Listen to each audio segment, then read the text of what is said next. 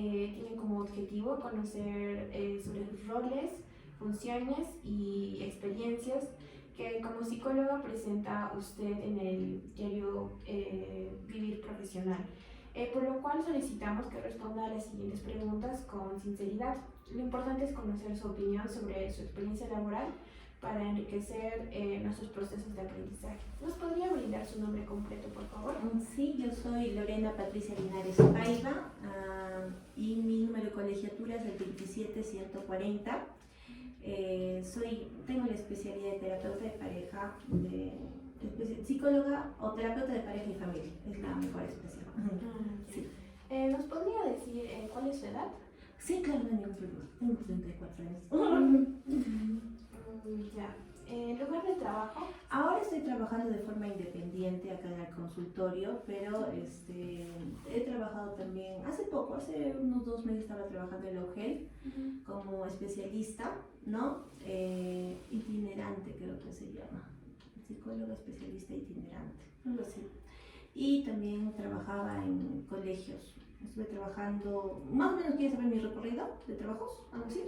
No, ahorita no. Ahorita solamente acá en el consultorio. Ajá. Ya, entonces empezamos con la primera pregunta de ¿qué le motivó a elegir su carrera o su especialidad? A la especialidad, no tanto la carrera, sino la especialidad. Bueno, yo pienso que ha sido mi historia personal. Siempre era muy curiosa por saber cómo es el sistema de las dinámicas familiares, eran los cursos que más me gustaban, de los que más gozaba. En esas épocas, no sé si ahora les enseña, pero a mí me enseñaba la doctora Janet Castro, ¿no? Y enseñaba súper genial. Entonces fue ahí que me dio bastante curiosidad por ver cómo es la naturaleza de la complejidad de cada dinámica familiar, ¿no? Y de ahí, bueno, tuve la oportunidad de hacer terapia también, entonces me generó por ahí bastante interés, ¿no? De ver qué pasaba en la familia y más que todo en lo que es las relaciones de pareja también, que me interesa bastante todo ese mundo. Muy bien. La otra pregunta es, ¿cuáles son las funciones que cumple como psicóloga según su especialidad? Bueno, las funciones más que la especialidad como terapeuta de pareja y familia, iniciaríamos con el tema de psicóloga clínica, ¿no? Entonces, dentro de las funciones es que yo abordo al paciente en un contexto general, ¿no? Tengo que ver cuál es su rasgo de personalidad, si es que hay algunos indicadores, algunos conflictos, ¿no? Qué tan grave es la circunstancia por la que está atravesando el paciente, etcétera, y cómo se interrelaciona, ¿no? Cuál es su ciclo que ha gestado, por así decirlo, el comportamiento. Entonces ahí poco a poco voy extendiéndome, ¿no? Hacia la dinámica familiar donde él o la paciente está inmerso, ¿no? Entonces ahí voy viendo cómo son los vínculos, cuáles fueron los vínculos sanos, cuáles fueron los vínculos que generaron secuelas en mi paciente, ¿no? Normalmente yo puedo denominarme como terapeuta de pareja y de familia, ¿no? Pero la mayoría de veces los pacientes no vienen directamente porque están buscando a un terapeuta con esa especialidad, ¿no? Sino los pacientes llegan como paracaídas, vienen con diversas necesidades, vienen jóvenes, vienen por problemas personales, por orientación vocacional, por problemas laborales, con diversas enfermedades, etcétera, etcétera, etcétera.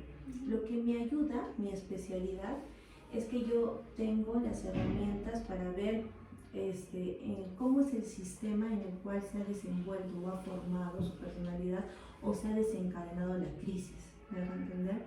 Entonces, digamos que la herramienta donde yo siempre recurro es ver el sistema de vínculo que ha tenido el paciente, ¿no? Así el paciente, digamos, pocos son los pacientes que vienen directamente o solicitan un especialista de familia y de pareja, ¿no? La mayoría de veces los pacientes a veces piensan que todo el malestar que están llevando pues está dentro de ellos, ¿no?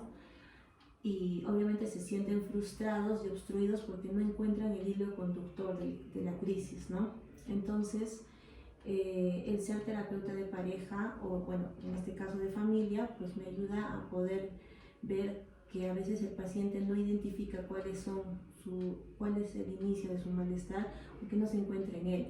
Muchas veces está dentro del sistema inmerso en el cual se fue formando, ¿no? Más o menos algo así es el trabajo. La otra pregunta es, ¿cuál es el rol que cumple como psicóloga según su especialidad?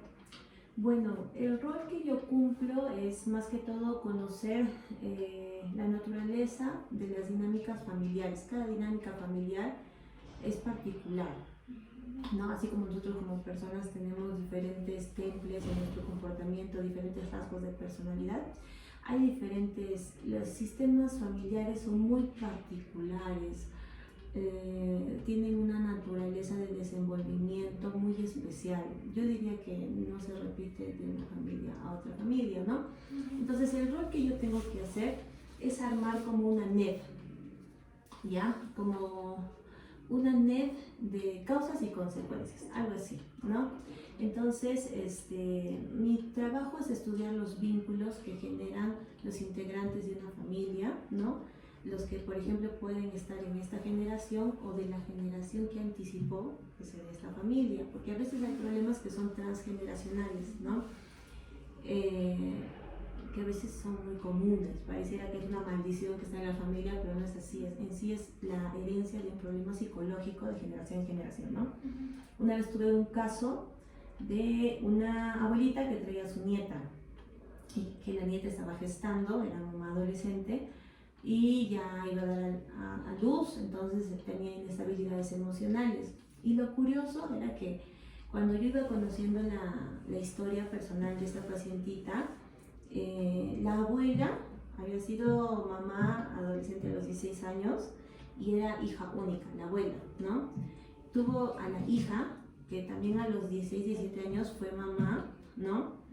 Y ahora estaban atendiendo a la nieta, ¿no? Que tenía más o menos una cosa así. Entonces, da la impresión, ¿no? De que puede ser una maldición familiar, pero en sí hay sistemas complejos, ideas irracionales que vamos transmitiendo de generación en generación y hacen que seamos recurrentes en los mismos fracasos, digamos, ¿no?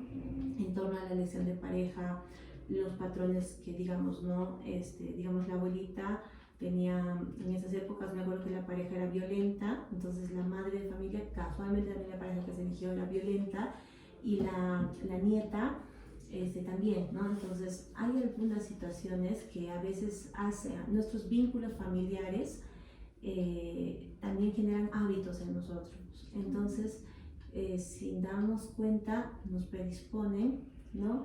O nos acercan más hacia algunos conflictos. Entonces, como rol por así decirlo, mi trabajo repercute en el tema de conocer estos vínculos e identificar cuáles son los favorables para reforzar en este sistema familiar y cuáles son los de riesgo para ir haciendo malabares o mil acciones para que los integrantes de la familia sean conscientes y puedan colaborar en soltar o romper estos vínculos, ¿no? Más o menos algo así.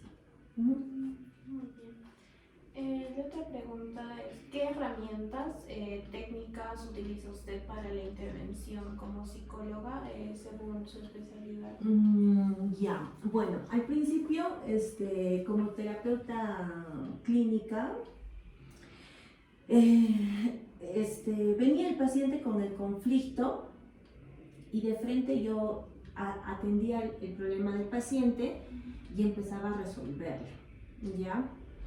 Y definitivamente era una actitud muy negligente desde mi actual profesional. A pesar de que siempre me habían dicho eso en la carrera, me acuerdo mucho de cuando llevábamos las clases de psicoterapia, nos decían, tienes que encontrarte con el paciente y desarrollar esa estrategia de conocer al paciente, pero no pedirle que bote completamente el problema en el primer encuentro que vas a tener, porque a veces no tienes las herramientas para atender todos los casos, ¿no?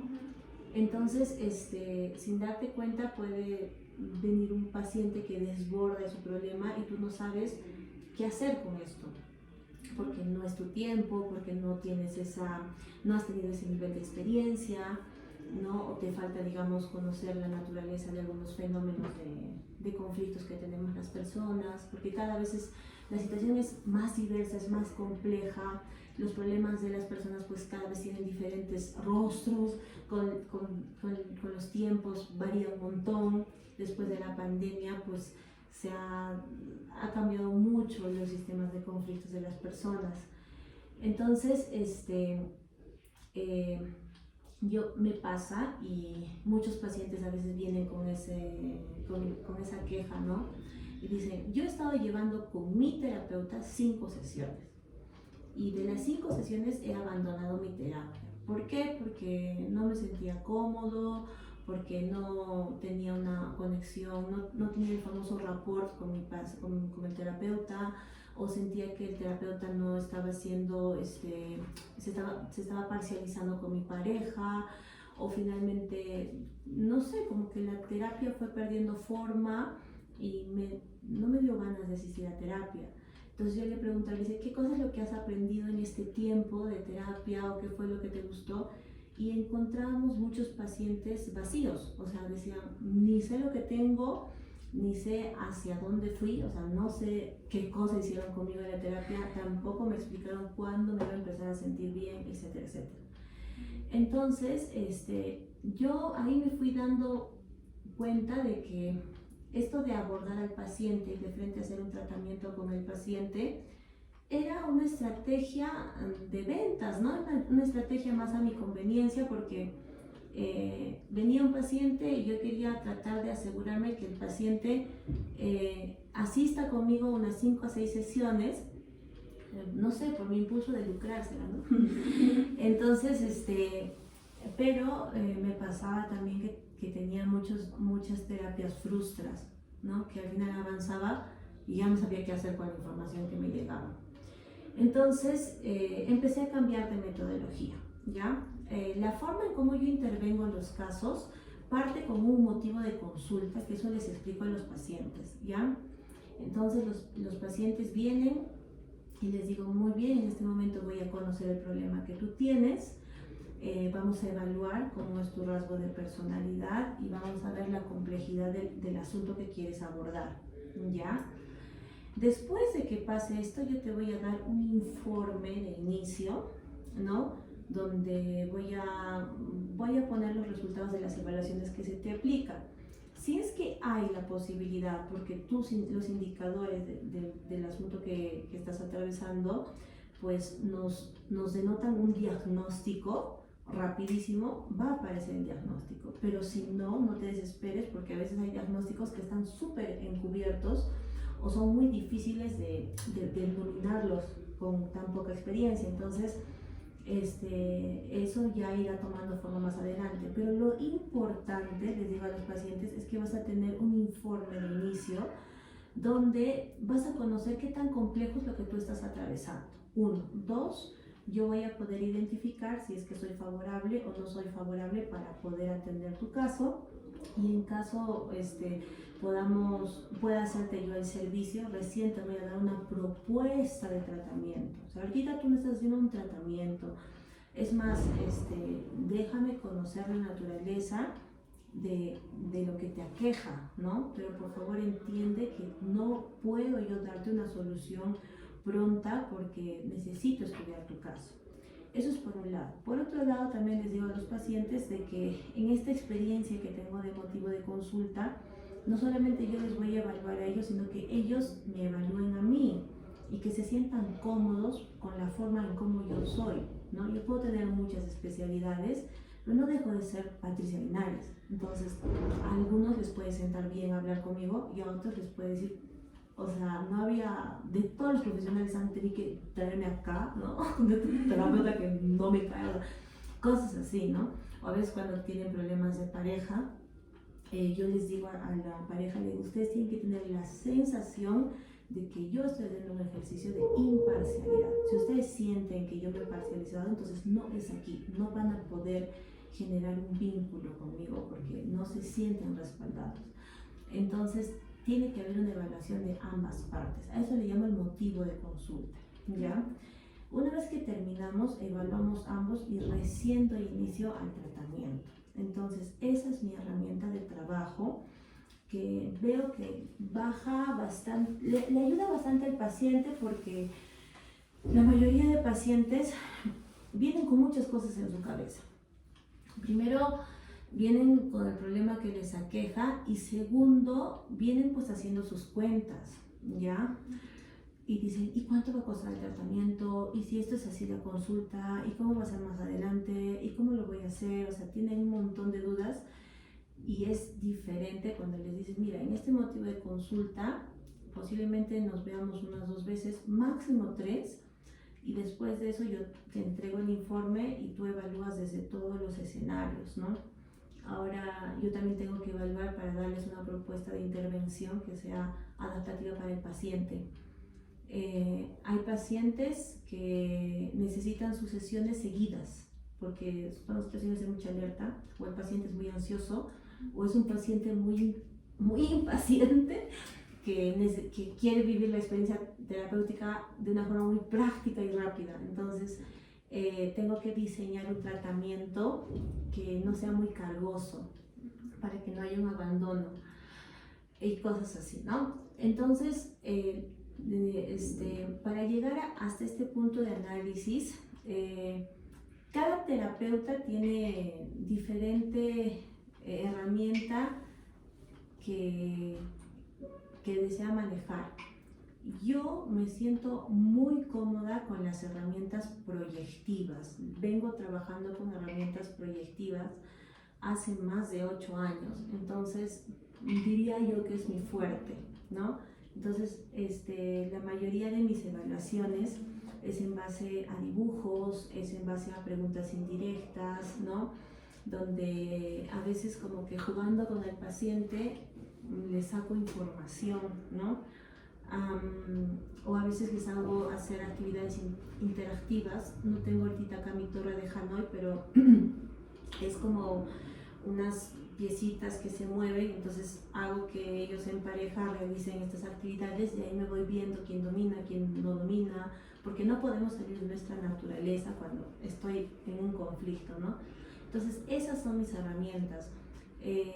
Los beneficios que saco es que el paciente no presenta tantos, no me pone trabas porque no se siente evaluado, ¿entiendes? 2, que me acorta tiempo, ¿no? 3, que no es necesario que el paciente tenga un grado educativo, ¿ya? Porque puede dibujar una persona que nunca ha estudiado con una persona que tiene su doctorado y no sé qué cosas, ¿entiendes? Entonces se acomoda a muchos escenarios. Las debilidades que tiene es que cuando se confirman los resultados de una evaluación proyectiva, en mi caso, como yo ya vengo desarrollándolo en muchos años, cada vez tengo menos experiencia de no ser exacta en mis resultados. Cada vez tengo menos, o sea, menos momentos en los que me dice el paciente, no, o sea, no es por ahí lo que yo siento, ¿no? En este año, por ejemplo, no he tenido esas experiencias hasta el momento, ¿no? Pero eso ya se ha dado por la práctica. Sin embargo, las pruebas proyectivas, si es que la persona no lo conoce, o sea, no se toma su tiempo en investigar, en saberse memorizar los indicadores, entonces es un poquito engorroso el corroborar la información, porque nos puede llevar a mundos muy hipotéticos, ¿ya? Entonces ahí buscando un perfil me puedo demorar tiempo innecesariamente. Entonces depende mucho cómo utiliza la herramienta el terapeuta. Yo hace buenos años que vengo con las proyectivas y me siento bien, ¿no? Entonces eso sería, pero creo que como terapeutas de pareja y de familia también hay bastante manejos de cuestionarios que nos ayudan a ver las dependencias emocionales, ¿no? u otras herramientas que nos ayudan a ver qué tan conforme me siento con mi pareja, ¿no? Pero bueno, yo me siento más cómoda con las proyectivas. Ajá. Ya.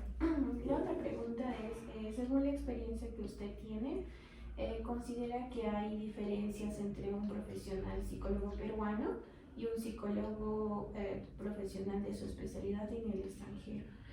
Sí, definitivamente se nota, es significativa la diferencia entre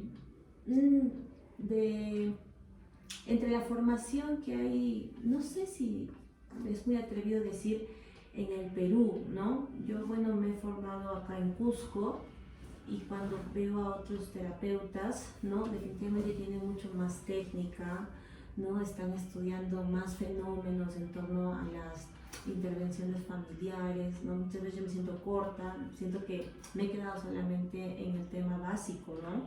Porque ahora hay gente que le ha puesto mucho empeño y mucho mérito en conocer, ¿no? Qué tan complejos somos los seres humanos en el sistema familiar. Y bueno, en torno a las relaciones de pareja, ni qué decir, porque las parejas están siendo ahora demasiado variadas, ¿no? Todavía yo me siento tengo pacientes que son homosexuales, ¿ya? Tengo parejas, ¿no? Sin embargo, siento que todavía no soy muy eficiente porque no conozco mucho la naturaleza de interacción que tienen, ¿ya? Y a veces los he querido derivar y le dije, no, mejor anda con tu terapeuta porque yo no entiendo mucho cómo es la situación. Y han seguido conmigo, ¿no? Más que todo porque cuando haces terapia también generas un vínculo con la persona y a veces uno se siente cómodo, ¿no? Pero cada vez veo que es un mundo es un mundo muy complejo, ¿no? En el cual reconozco que falta mucho de actualizarnos, ¿no? Pero pienso que no está la garantía del éxito en conocer más, sino me parece que se necesita de mucha calidez en los terapeutas, ¿no? La otra vez estaba un tallercito y hablaba mucho sobre las crisis que venimos teniendo en torno a la normativa del Perú, ¿no? Que a veces de un momento a otro dicen que ya no va a haber psicólogos educativos, que lo puede hacer un tutor, digamos, en el trabajo, o que ya no va a haber psicólogos, digamos, en los institutos, o sea, como que aparecen normas así, ¿no?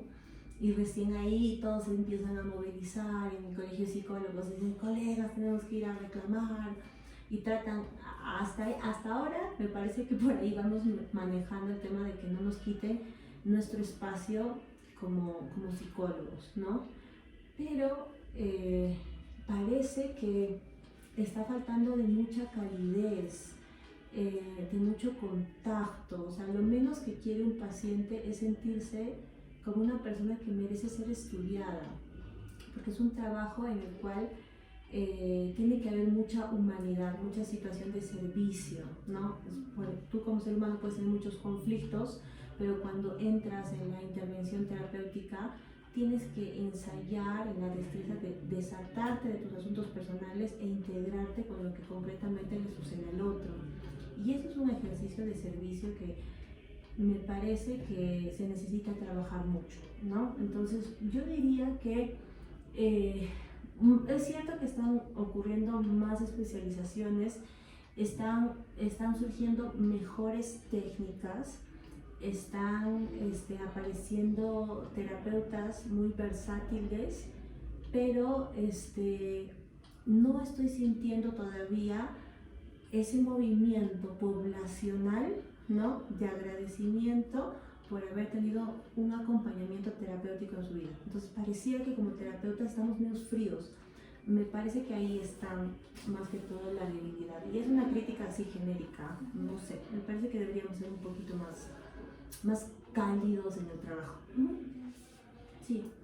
La siguiente pregunta es, ¿atiende usted casos de trastornos mentales? Sí, al principio no quería yo meterme con esos asuntos, pero bueno, es parte de la naturaleza del trabajo. No, si tienes un trastorno, no te voy a atender, por favor, vuelve a salir de mi consultorio. No tengo la especialidad, así que no sé qué haces.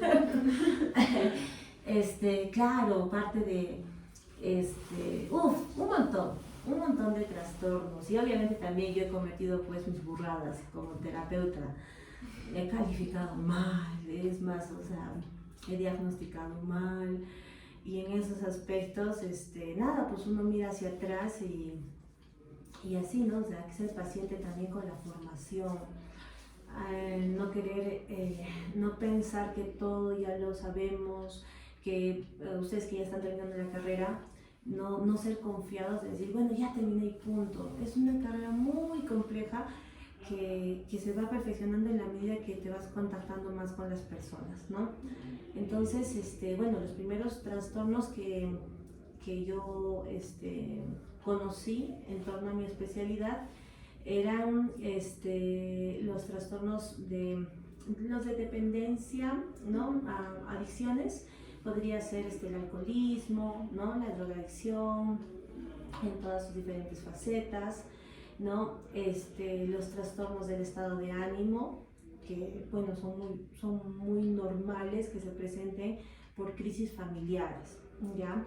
O los trastornos de ansiedad, en los integrantes de la familia, porque se separaron los padres, que son trastornos muy recurrentes en torno a las crisis familiares, ¿ya? Es como que viene una crisis y del plus te da tu trastorno, es la crisis familiar y te viene con el trastorno, algo así, ¿no? Pero después de la pandemia he visto que se ha incrementado muchísimo los trastornos obsesivo-compulsivos. Antes no había tanto. Ahora sí, las agorafobias, sí, también.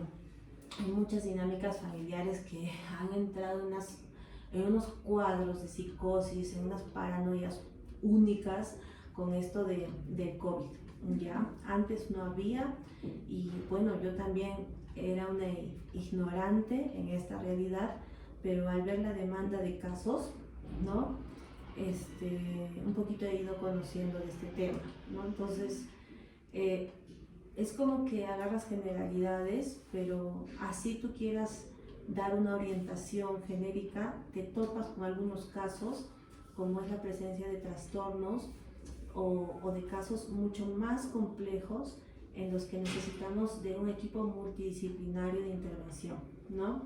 Por ejemplo, a veces hay casos familiares que no los puede intervenir porque primero tiene que pasar el psiquiatra y bajarles, no sé, la ansiedad de los integrantes, o a veces, bueno, es muy recurrente, no sé si ustedes saben, pero es muy común la presencia de cuadros de psicosis en mujeres que dan a luz, ¿ya? Nosotros hemos oído hablar de la depresión postparto, pero también hay unos cuadros de unas crisis psicóticas bien fuertes las primeras semanas que da a luz la mujer, dependiendo de qué tan fuerte fue el impacto del parto, ¿ya? Entonces hay también mucha demanda de esos casos, ¿no? Entonces, yo pienso que la naturaleza de meterse en el mundo de pareja y familia te lleva también a inclinarte a conocer la intervención de algunos trastornos. Sí. ¿Cree usted que hay diferencia entre la atención privada, como es un consultorio particular, y la atención pública, como en centros hospitalarios? Ay, sí, es lamentable, es triste, es muy penoso, pero definitivamente hay muchas diferencias, ¿no? Lamentablemente dentro del sistema público, yo no quiero juzgar mucho porque al ser, como se hace un servicio de salud con un dinero genérico, ¿no? Se tienen que rendir cuentas, ¿ya? Y han tratado de hacer todas las acciones posibles para cuantificar algo tan complejo que es un comportamiento, ¿ya? O sea, yo entiendo que se tiene que cuantificar, porque detrás de toda acción de salud pública hay un dinero en el cual se tiene que fundamentar, o sea, se tiene que validar que este ejercicio está llegando a tanta población y que de toda la población hay una cierta cantidad que tienen tantas y tantas dificultades. Sin embargo, queriendo rendir cuentas, se ha ido perdiendo la verdadera esencia de intervención psicológica, ¿no? Entonces, cuando tú vas a una intervención en un centro de salud público, eres un número más, y el mismo terapeuta no es que no tenga las capacidades, sino que está presionado porque tiene que llenar una ficha, tiene que cuantificar, tiene poco tiempo. Entonces me parece que ahí no se hace, o sea, prácticamente no se da un servicio psicológico, ¿no? Ahora, en el servicio de atención privada, claro, se goza de más beneficios porque tú no tienes que llenar una ficha, con libertad entras en el conflicto del paciente, ¿no? Pero también se limita, ¿no? Porque a veces se excluye a la población vulnerable, ¿no? Y solamente se da este privilegio de atención a los que pueden lidiar con los gastos y costos, ¿no? Entonces es realmente una situación, una realidad bien difícil, ¿no? Que yo, a veces, depende cómo cada terapeuta lo maneja, ¿ya? Yo, por ejemplo, algunas veces juego con algunos casitos con las atenciones de salud pública, ¿ya? Por ejemplo, viene un casito familiar muy complejo. Entonces, de ya se hace un plus de reducir el costo de intervención, ¿no? Al punto de que no estrese o no sea no esté yo sacando provecho del problema y, digamos, esté perjudicando más a una familia que no tiene muchos recursos, ¿ya? A veces pasa así, ¿ya? Entonces, les hago todo lo que es un motivo de consulta y les digo, con este motivo de consulta vas a ir a un centro de salud de una vez para que te hagan el tratamiento. Entonces, una vez al mes vas a venir acá para que yo haga el seguimiento de tu tratamiento. Entonces, digamos, hacen un esfuerzo para pagar su motivo de consulta y de ahí vienen a visitarme una vez al mes y me cuentan, esto está trabajando con la psicóloga, esto está haciendo, ya, genial, entonces esto le dice la psicóloga que falta, algo así, para que podamos complementar y haya responsabilidad del caso, ¿no? Las otras acciones que también trato de realizar es que a veces hacemos hago como una campaña de salud gratuita cuando se presentan las circunstancias, ¿no? A veces me ha pasado que nos han llamado de municipios para hacer atención de intervención psicológica gratuita, entonces he puesto mi parte, algo así como para colaborar y también hacer al menos una acción moral en torno al trabajo que nosotros venimos desenvolviendo, ¿no? Porque definitivamente es diferente una calidad de atención clínica que una pública, una particular, perdón, que una pública. Claro. Bueno, la siguiente pregunta es, ¿cuál cree usted que son los desafíos más comunes que enfrentan sus pacientes durante las sesiones? Bueno, yo pienso que depende mucho de la disposición con la que viene el paciente, ¿no?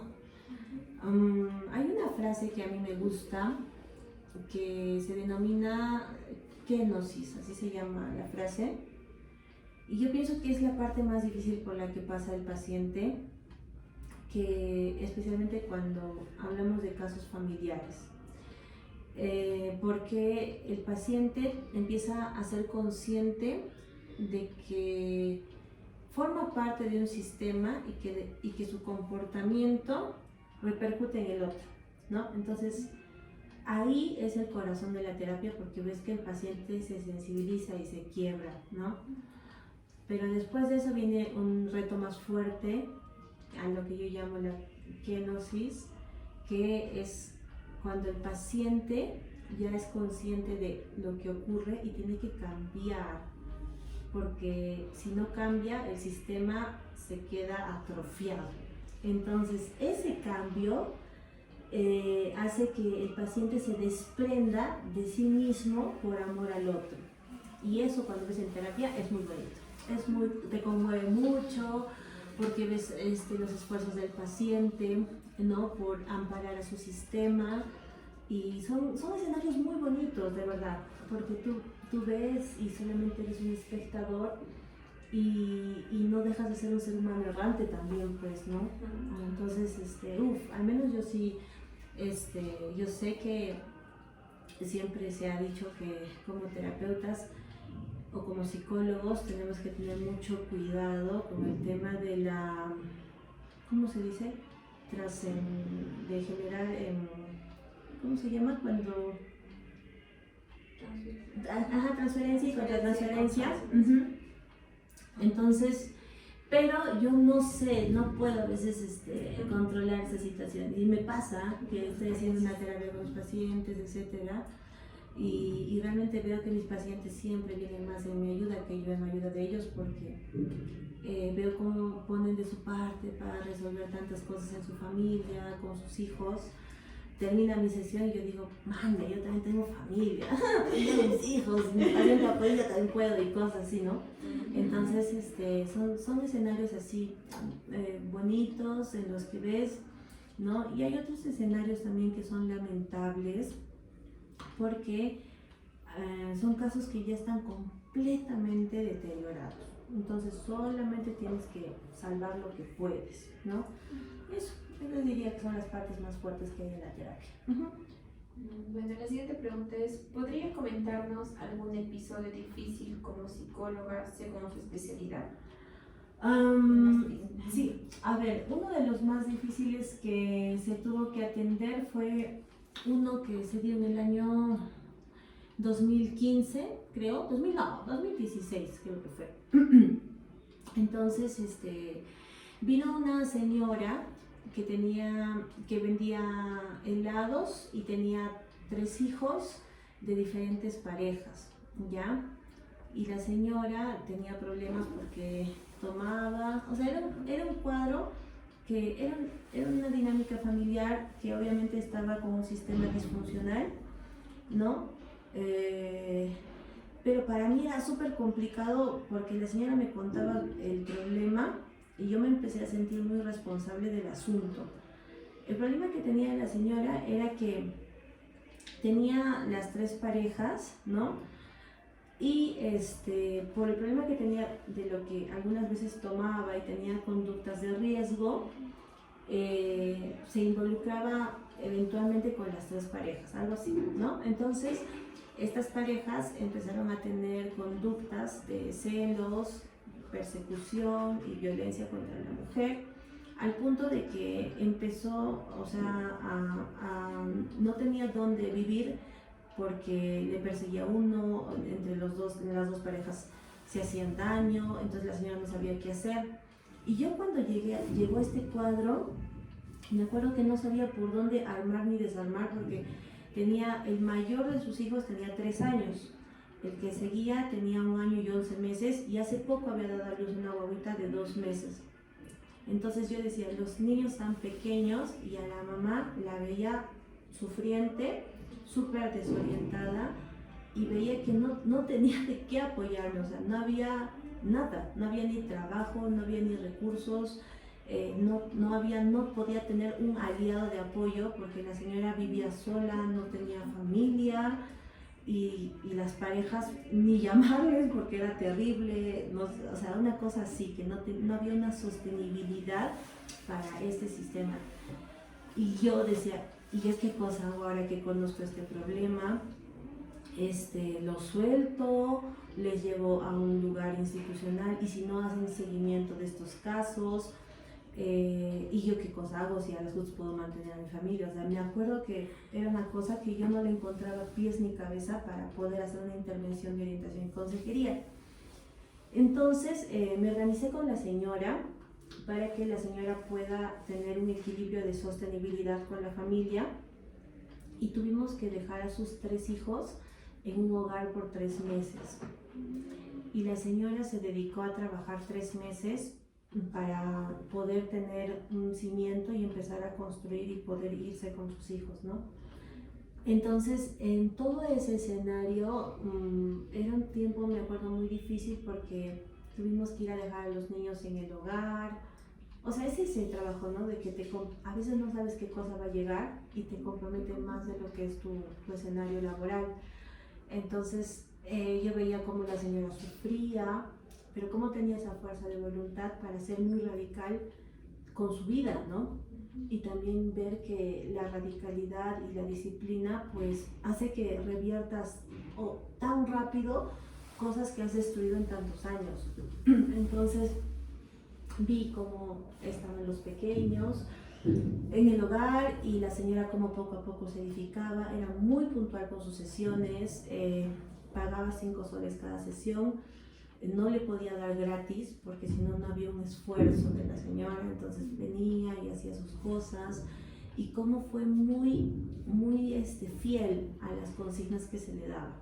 Entonces le decía, este día vas a hacer esto, vas a hacer lo otro, y la señora lo hacía y al final se condujo la orientación y consejería tal cual lo habíamos proyectado. Pasaron los 3 meses, recuperó a sus hijos y se fue. Y yo me sentí tranquila, pero sí me acuerdo que era un tiempo así súper complejo porque no había una sostenibilidad familiar, una sostenibilidad, claro, familiar que ampare a este sistema, ¿no? Con niños tan vulnerables. Entonces, yo pienso que fue uno de los casos más complicados. Bueno, por último, ¿qué recomendaría a los estudiantes, futuros psicólogos, para un correcto ejercicio profesional? Bueno, primero les sugeriría que puedan hacer terapia a la par que terminan la carrera, ¿no? Puedan tener un acompañamiento terapéutico porque no solamente van a conocer de ellos, sino también van a poder tener la experiencia de sentirse como pacientes, ¿no? Y también van a desarrollar otro discernimiento, ¿no? Porque una cosa será lo que sienten cuando son intervenidos y otra cosa es lo que se siente como paciente. Hagan una crítica constructiva frente al colega que les enseña, ¿no? Que eso no es malo. Me parece que es necesario y fundamental que hagamos eso porque esta es una carrera que hay que saberla manejar con mucho cuidado porque cuando no trabajamos nuestros asuntos personales se desarrolla mucho complejo de superioridad. Y vuelvo otra vez al otro tema que íbamos compartiendo, que no es casual que todavía no se esté denotando un impacto significativo sobre la intervención terapéutica. Algo está pasando con los psicólogos o a mí me parece que no consumimos lo que vendemos. O sea, que como psicólogos estoy yo tomándome el atrevimiento de atender lo que le pasa al otro, pero no permito que se atienda lo que me sucede a mí, ¿no? Entonces, muchas veces dentro de los sistemas de salud en los que he podido trabajar, siempre me han dicho, no, ay, qué difíciles son los psicólogos, con nuestros colegas que son psicólogos son los más difíciles de trabajar, nunca vienen a las reuniones, creen que todo lo saben. Cuando he trabajado en el sistema educativo también, ¡wow! Los papás, los más difíciles son los papás que son psicólogos, porque ninguna indicación le puedes dar, todo conocen, todos saben, o sea, no podemos darle ninguna referencia como profesores en los centros de trabajo. Ay, el de recursos humanos es difícil, o sea, para nada habla con nadie, no se inserta dentro de los asuntos. Entonces, como psicólogos, quizás presentamos muchas dificultades de inserción al grupo porque se nos hace difícil ver que tenemos también taras, ¿no? Y obviamente nuestra tara emocional ha hecho que elijamos la carrera, porque a veces pasa que hay o no sé por qué intención habrán elegido, pero a veces hay una necesidad de compensación. ¿No? Digo, ¿pero qué carrera elijo? Elijo psicología. ¿Por qué? Porque quiero ayudar a gente como me han ayudado a mí, o porque quiero conocer eso que me marcó. Entonces, pienso que se necesita mucho de ese proceso. Después de eso, Es importante de que te sientas muy cómodo con la carrera, ¿ya? De que la carrera te dé una sensación de autorrealización, y la psicología tiene muchos escenarios donde crecer, ¿no? Puedes moverte de tantas formas, entonces yo pienso que es un plus, ¿no? Y bueno, el otro tema es que siempre estemos aperturados a dejarnos corregir. Y como siempre digo cuando doy mis talleres, es que mono no mata mono.